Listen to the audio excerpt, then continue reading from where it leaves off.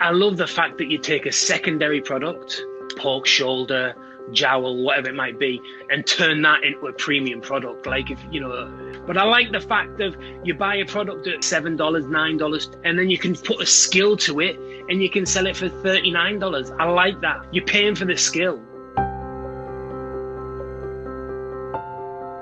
This is The Crackling. I'm Anthony Huckstep. After learning the craft of soft charcuterie in kitchens in England and Australia, Robbie Bell hung up his chefing apron and began a career as a charcutier. Together with his wife, he's created one of Australia's most successful brands by utilising chefs in the production kitchen and creating connections across the country. Robbie, how do you go from operating at such a high level as a chef and move in the direction of charcuterie? Well, it's funny what a baby will do to you, to be honest. Yeah. So look, charcuterie and terrines and pate, more the quicker charcuterie as opposed to the fermenting long style fat charcuterie is what we do. And it's something that I've in Europe and in the restaurants in England that we've done for a lot of years. I worked for a chef called Terry Laybourne, and he was massive into using up all the bits and bobs and putting a terrine on the lunch menu, or on the TDH back in them days and things, and just using all the bits and bobs up and making money. So I was always interested in it. A lot of chefs are.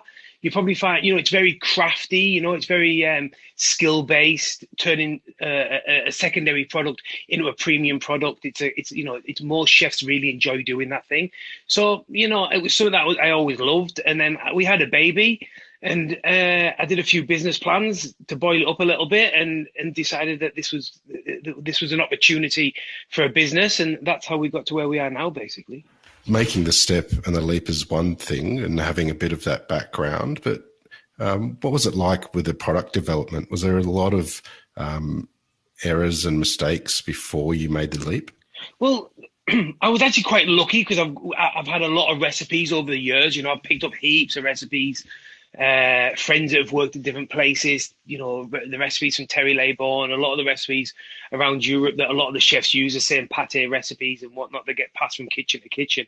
So I always had that base. But to be honest, it all started when I was working at Rockpool, and as we're talking about development, I was it was at Christmas, and I was making hampers for the staff for Christmas, for the guys who worked over Christmas. And we did that, and all the staff collected them on Christmas Eve. And then as we come back Boxing Day and the 27th, 28th, 29th, people were saying, "Oh, they were fantastic. You should start making them." So I kind of, and it was Amy actually that said that to me. I think she now works at Point Leo, and she was like, "You should start making them." And I thought, well, and that's how it kind of developed into a business. And I guess that was instant feedback that I needed, really. Well, let's go back and have a look at how you first got interested in food. What sort of role did food play in your family as a kid? I'm very much from a family who, a hot meal was always on the table every night, 5:00. Then Dad would come home. Mum would have cooked dinner throughout the day. It would be like, mashed potato, liver and onions would be one. But my mum used to cook me sausages in the liver and onion gravy because I didn't like liver, especially not boiled liver in gravy and water. So I don't know what it was, but it was always that, homemade lasagnas and homemade curries. But the biggest influence was probably my grandmother. She was a old school, always had a penny on. She would be making quiches, corned beef slices, ham and egg pies. She'd be plucking pigeons.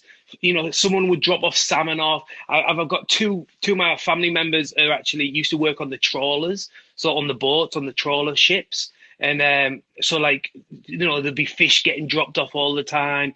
And so she was always fairy cakes, just everything, you know what I mean? Like as grandmothers used to do. And it wouldn't be in the fridge. You'd just go outside back in the day, there would be like where the outhouse used to be, where the bathrooms and that used to be. But over the time, they kind of bricked over that. So you used to open the back door, and then there'd be like an alleyway, and then the toilet would be there. But then they bricked that over as times went on, and that's where she used to keep all the pastries and the combi slices and all these kind of things just on a bench there, like outside. Never went in the fridge. And I've got I think I've got like 18, or I might even have over 20 cousins now. And so yeah, there'll be people coming in and out. The door would be just slamming, opening, shutting, opening, shutting. People would be grabbing mince pies and pork pies, and it was that kind of house. Do you know what I mean? It was, so I was always around that, and I was an only child, so from having a lot of cousins. From having a lot of cousins, I used to spend a lot of time there, heaps and heaps of time there. So I was always around my nana baking, making pastries, spreading it, pressing it with your fingers, and then she taught me how to make toffee. So it was like I've still got the recipe there, Nana's toffee. So and then I learned that you could make toffee, and then once I learned how to make it, I was like, oh, then I could start selling it. So then I started selling toffee at school. So then the marriage between making something and selling something was, I was like, oh, so you can buy this sugar, turn it into toffee, and then sell it to someone, and they'll give you more money than you paid for it. I was like, this is a great idea. So then I started doing that, and then that's how it all developed, basically. Tell us about your apprenticeship when you were young. You worked at Michelin star restaurants in the UK. What were those kitchens like, and what impact did they have on you? Look, to be honest, I only actually worked, I staged at a few Michelin star restaurants. I only actually worked at the Village Bistro in Jersey, which was a 1-star, but I worked for the few chefs who've had stars. So like Terry Laborn had a star for 20 odd years. When I worked for him, he'd give it up, and then we tried to win another one at the hotel, but we never achieved that, unfortunately. And I worked for Paul Heathcote, who also had 2 stars, but I worked at his more of his brasserie style. But the kitchens were great. Like, I love that. I love direct information, being told exactly know where you stand. If you're doing something wrong, I want that instant feedback. I don't need someone to give me any fluff. I'm more than happy to be told that isn't right and I need it better next time. And that really worked for me. That really, I'm very, I perform better in that environment, if you like. You mentioned that it was in those days that you started learning the art of charcuterie. Tell us about some of the lessons that you learned in those days. Well, obviously, definitely with Terry and with Paul Heathcote as well. The old school training. So they worked in old fashioned kitchens, and they teach you the fundamentals. The temperature, the cuts, the best ones to use, using jowl over back fat. Using fresh blood over dry blood, talking about black pudding and things. Different cuts to use, the more fatty cuts, the fat levels, trim it back, and then so you're putting, lean shouldering, but then put the fat back on top, so you're getting the exact percentage. Just these kind of things, like obviously temperature, emulsifications, all these kind of things that you need to know to get it right. And obviously these kind of products. These kind of products, you need to make sure that every step is done correctly. If you miss a step and it doesn't get right, the end product, it's game over, and there's no way of pulling it back. Everything, from the weighing out of the spices and and the nitrite and these kind of things, and the mincing of the meat, not overworking it on the mixer, making sure that, like I say, the temperature's all right, to make sure that you're not getting any air when you're putting it into it, make sure you're wrapping it nice and tightly, making sure it goes in the oven at the right temperature and the core temperature is the right thing, resting it long enough, pressing it. There's so many stages along the way that just to focus on each stage and get each stage right. You also worked with Heston Blumenthal. What was that experience like? So that was a stage. So I worked there for 6 weeks I think maybe 8 weeks. 8 weeks as a stage. I was working at Rockpool in Sydney. They come over to do a dinner, and I just blatantly asked him, Shy Ben's getting out. I don't know if you're aware of that saying, but Shy Baby's getting nothing. So yeah, I asked. I just said, can we just get any chance of a stage and jockeying that we're there? And he said, yeah, definitely come over. So I was going home anyway, and I just went and did 6 weeks. And actually, my wife Rebecca, who's my business partner, she was the first ever front of house stagiaire there. She did the front of house stage as well at the same time. And it was amazing. It was absolutely amazing. It was a massive eye opening. A massive eye opener. It was the attention to detail, the focus on each job, the consistency. I took a lot away about consistency. Never mind, just like it doesn't have to be the best product. So, for instance, they got this salmon, and they said that this isn't the best salmon in the world, right? It's not the best salmon in the world, but it's the most consistent salmon in the world. Like the best salmon in the world, you can only get for 7 months of the year. What we're going to do for the rest of the year, and then the standard drops. Do you see what I'm saying? So you're better off getting not the best, but the most consistent. And that really stuck with me. That kind of, I was like, oh, right, that makes sense. Especially when you're not moving products around. You know, the Fat Duck will set a menu, and it'll maybe be like that for a period of time, maybe a year, maybe 2 years. They might change a few things here and there. And it's the same with us in the sense of, you know, we make a product for retail. It's not, you know, it's not going to change for the next, well, it hasn't changed in 7 years. So you've got to make sure you get the most consistent product. Tell us about how important the pig is for charcuterie. What do you want from a pig to make the best products? Look, obviously we want, you can really tell the difference. First of all, you can really tell that there's free range stuff, and there's levels to everything. So, you know, you can get, you know, bread free range. You can get RSCP. What is it? RSCPA, is that right? RSCPA approved. You can get proper free range, but then you can get real high end free range like Bundara Berkshire and stuff. Just her stuff's free range, but it's a lot different to just a free range pig. Do you know what I mean? So again, we're trying to find a consistent product within the market, and it's all about, you know, the color, the texture, the quality of fat. So the fat's got a good quality of fat, like in the sense of the feel of it. It's not fluffy. Like, I don't know if you know what I can't explain it. Like it's like a creamy fat. It's not like a fluffy fat, if that makes sense. Like like a lazy fat, if you like. It's a worked fat. Do you know what I'm saying? Like it's a fat where it's moved around and it's created this, you know, it's nice and creamy. I guess that's what we're always looking for. Firmness, not too wet. That's kind of what we're looking for. Do you have any stories of being on a pig farm and seeing your product before it comes to you? To be honest, I haven't not from the pork that we use. We use a Borrowdale, which a lot of the people use. It's a really, really good free range, high volume pork. But for pig farms, I refer back to Lauren at Bundara Berkshire. I actually went and stayed on her farm at the on the meat. Have you ever been there? It's like I think it's an old meat truck that used to be on the railway lines or something like that, like an old meat carriage. She has one of them on a farm, and you can go and stay there. And we went up there with Monty, my son, and my wife, and hung out at the farm. And it's a cracking spot, and seen the pigs, and yeah, it's awesome. They're amazing things. They're so smart and yeah, beautiful. And actually, they were. Do you say littering? I don't even know if that's littering. Is that what they say? I think you might say that. They were having babies. Put it that way at the time. And and I seen the work that goes in there, and they were up through the night and moving them around, and it's not an easy job, that is for sure. What led to the move to Australia for you?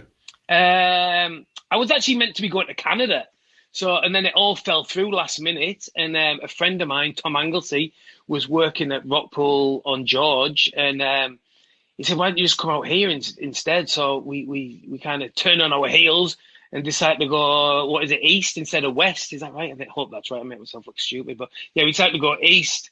And we come along, and it was just amazing. And then I actually went back home for a year. I was like, you know, Rockpool offered to sponsor me after I've spent a bit of time here. And I went home, and I was like 6 months in. I was like, oh, that wasn't a very smart decision. You know, like, I was like, how am I going to get back? And I got back in touch with Rockpool and said, you know that offer you said about me coming, it's getting sponsoring me?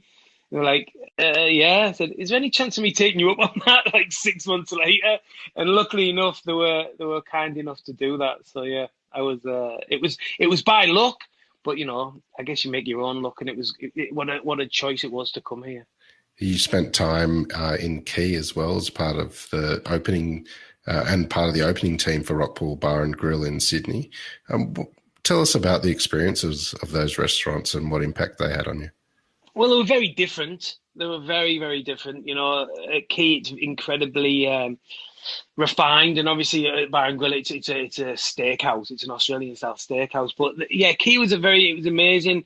Yeah, the team at that point was incredible. I'd never worked with so many amazing people in one kitchen. There was just the list's endless. You know, Rob, who was now at Benelong. There was Sam, who went on to do White Grass. There was Carl, who up to Byron. You know, Carl, the Hawaiian Japanese Carl Catachine. I can't remember his surname. There was Terry, who then went on to work at Scipia. There was Annalise, who then's gone on to do what she's going to do. There was just so many people in that kitchen at that time. It was so that was fantastic. And obviously that style of food was completely different to anything I've ever done, right? Like, I'd come here and I didn't know what abalone was. I didn't have a clue what abalone was. I didn't know, all the lobsters were completely different. They were like more, they were different to what I was used to. I'm used to the big claws on the front, like the European style lobsters. And there was tanks in the kitchen. I was like, what the fuck's going on here? Like, it was, and then we used to keep the mud crabs in the office. I'm like, what the heck is going on? It was like, it was mad. It was a mad place. Yeah, and it was so big, you know, they were doing big numbers, and they were doing, they had the function room, and it was just a completely different environment. It was a fantastic, it was a great learning experience, and I thoroughly enjoyed it there. And then the difference between that and then Bar and Grill was, you know, very product driven, you know, great meat, great seafood, but very cut back, as everyone knows what Rockpool's like, you know, it's, you know, simply seasoned olive oil, lemon juice, high acidity food, real, you know, looks great, but you can almost throw it together and it looks fantastic, you know, solid recipes. And that was a brand new opening in one of the best buildings in Australia, in my opinion, is a dining room. And, you know, it was, you're there from a lad from the northeast of England in Sydney. 1 minute you're plating up, and every time the door swings open, you can see the Opera House. And the next thing you're in an old, is it a bank or whatever? It looks like, if it's not a bank, it should have been a bank. I don't know, whatever. And, you know, and you're doing dinners with Heston, and you're doing dinners with Thomas Keller and all these kind. I was like, what the? Yeah, it was a big jump. It was fantastic. It really opened my eyes. You made the move to Melbourne to work at the Rockpool Bar and Grill there, and they're known for their incredible connection with producers and quality products, and an incredible meat program.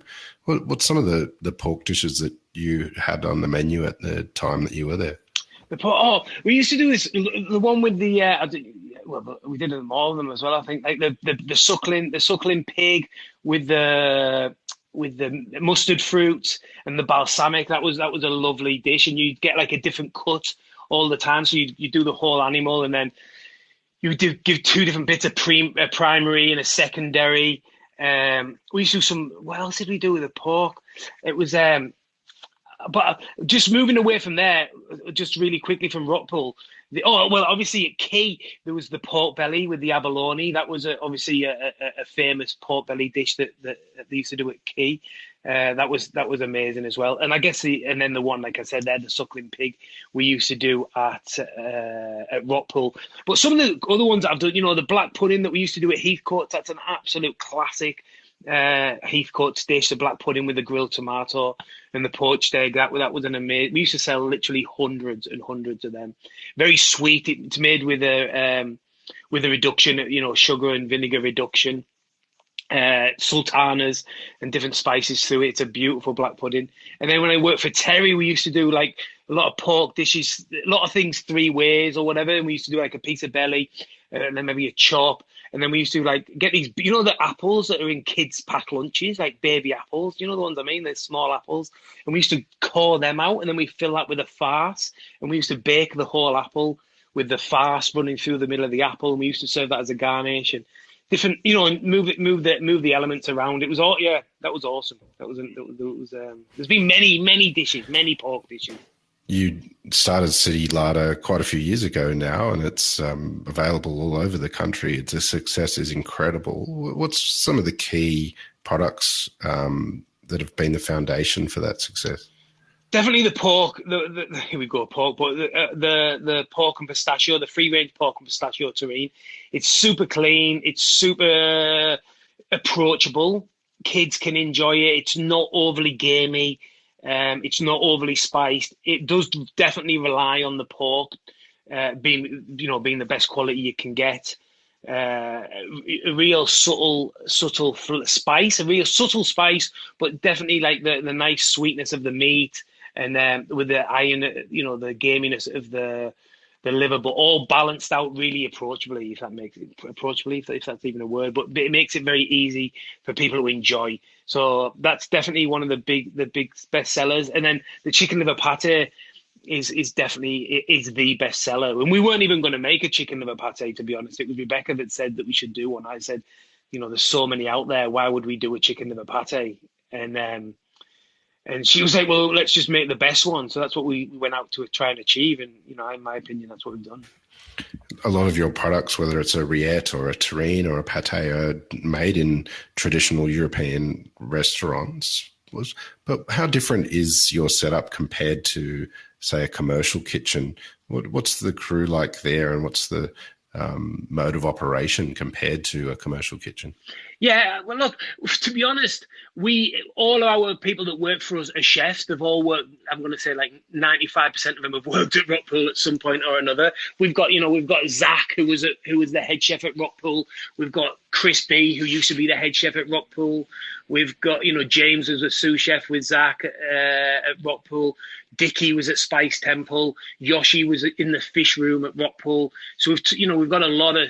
I think we've only got maybe 2 or 3 staff that haven't actually worked at Rockpool at some point in their career.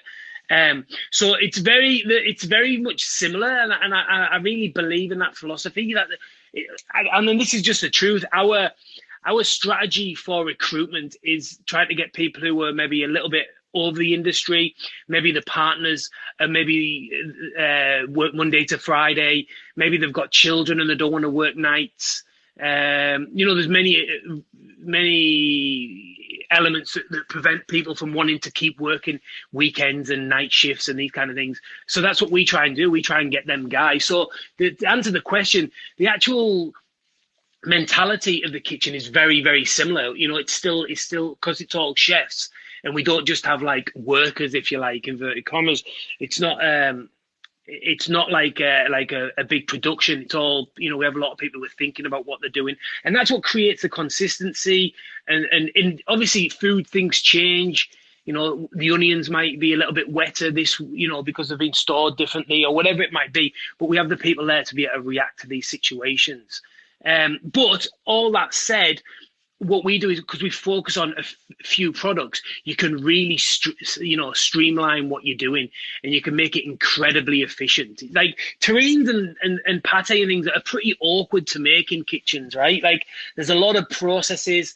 Like we split the jobs over a few days. We might prep the meat one day, spices another day, onion mushroom bases another day, and then bring it all together on a specific day, if that makes sense. Where obviously if you're doing service and they just turn out to be a bit of an arseache. If you don't have someone on the larder, we would call it on the larder back home, running that section, who's bringing all that together, it makes it quite different. So I guess the difference is how streamlined we can make things.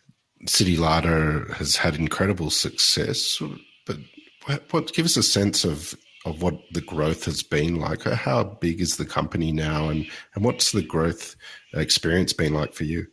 Over 100% year on year at the moment. So year on year, every year, over 100%, 110%, 115% every year on year. And that's just the reality of it. So we've gone from a higher share in a kitchen. So in like CBD kitchen or my other kitchen where we pay by the hour, to we're just about to move into 1,100 square meter, all singing, all dancing factory in 7 years, From me and my wife doing it, from me doing it, my wife doing the deliveries with my son in the car and an esky in the boot, to I think we're nearly at 20 staff now, Yeah, so it's big growth. But and the only way you can do that is with a team. That's it. There's no other way you without a team, you've only got an idea, and that's one of the biggest things I've learned.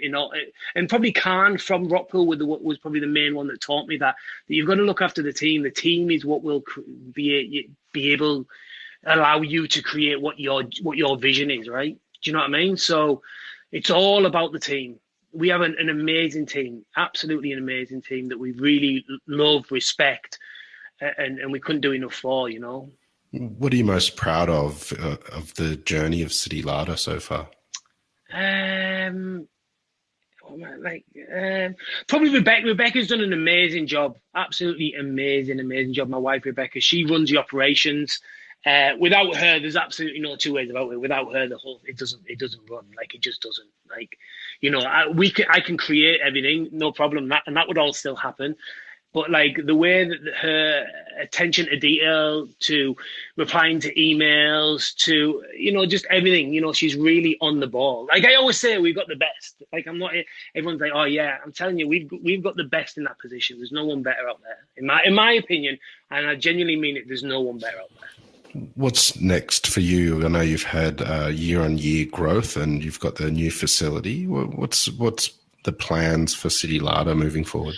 Well, we've got the distribution as well, so we're growing the distribution. So, like, you know, we're taking on new brands. You know, the biggest reason why we took that on, before COVID, we had it planned, and I just really feel like there's that gap in the market for chefs bringing products to market, if that makes sense. Like, it's just, you know, it's blatant that should happen. Like the days of just having a restaurant with a front door and expecting that your only revenue stream is archaic, in my opinion, right? Like, you know, you've got people who can do books, and you might get some people who do TV deals, and you might get people with big Instagram following that might do a bit of stuff on the side. But you need to, in my opinion, you need to be building something that like a product that you can bring to market, and it's something that you could sell potentially in the future, something that can work while you're not that you don't have to work on it. Do you know what I mean? It just has to work on the brand. And I feel like there's a big gap in the market there. So we're there to take on chefs' products. So, like, you know, we've got LP quality meat, sausages, and, you know, different people, different chefs who are coming on board, that we're going to try and sell their products for them. You know, and I just think, yeah, so that's one side of the business that we're trying to grow. Obviously, we've got the new facility. I would like to get into export, if I'm honest. I think there's a lot of business to be done in the Middle East. I think there's business to be done in Singapore. I think there's heaps of business. You know, if you look around, there's so many IGAs, independent butchers, independent food stores, and then obviously we've got the food service thing. So with the shortage of chefs and the way that the training and the price of staff and things, I think there's an element of business there that can be got with taking the pressure off the kitchen. So like cooked pork belly, cooked duck legs, braised things. I think there's business there for people, and for other people to make dressings. And, you know, Fabrica now are doing pasta. We support Fabrica in Victoria, which is part of the Ragazzi group in Sydney. So they've got like a pasta that's out. It's amazing pasta sauce. So in the one packet, you get the pasta and the sauce for two. It's an amazing product. The pasta's fantastic. Now they've just brought a ready to go, like a fresh pasta for the food service market. So then, you know, I think there's big growth in them areas, that high level products made by chefs who are just focusing on what they do best, so they can get the best price for the flour, the best price for the eggs. They can bring the labor costs down because all the focusing on that, or they can buy the piece of equipment at a big price to create the pasta quickly, efficiently, and then ship it out. And then basically you can make a pasta that's as good as you can make in a restaurant, or a terrine that's as good as you can make in a restaurant for the same price. You've made an incredible shift from a top-level chef to award-winning charcutier. What is it that you love about what you do? I love the fact that you take a secondary product, you know, chicken livers, pork shoulder, back fat, jowl, whatever it might be, and turn that into a premium product. Like, if you know, that's the thing. And I love, and you know, people sometimes, I've said this a few times and it puts people's nose out, but I like the fact of you buy a product at, you know, whatever it might be, at $7, $9, $11, and then you can put a skill to it and you can sell it for $39. I like that. I think that, you know, you're paying for the skill. Do you know what I mean? It's like, you know, we can all, this is probably a shit example, but, you know, a lawyer or whatever, right? Like, we can all read, well, not all of us, I can't, but a lot of people can. Everyone can read and sign the name, right? Do you know what I mean? But the skill in the lawyer or the solicitor or whatever is reading it and having the information to do what they've got to do to it, to sign it off. And it's the same thing. You've got to pay for that. You pay for that skill. And that's what I love that. I love the fact that we're putting a skill to something and creating something better out of that product, if that makes sense. Well, Robbie, it makes complete sense. And we've loved having you on the Crackling today to hear just a bit of your story. Good luck with City Larder. It's been an incredible addition to our food scene. Please keep in touch and we'll catch up again soon. I appreciate the time. Thank you very much. It's been an honour. I've been waiting to talk to you for a while. Actually, I was waiting for the call. So I'm just joking. I appreciate it. No, I do. I appreciate the time. And thanks for giving me the opportunity to tell you a little bit about us. This is The Crackling, a Deep in the Weeds production in partnership with PorkStar. I'm Anthony Huckstep. Stay tuned as we catch up with some of Australia's best chefs and pork producers to discover what makes Australian pork so special.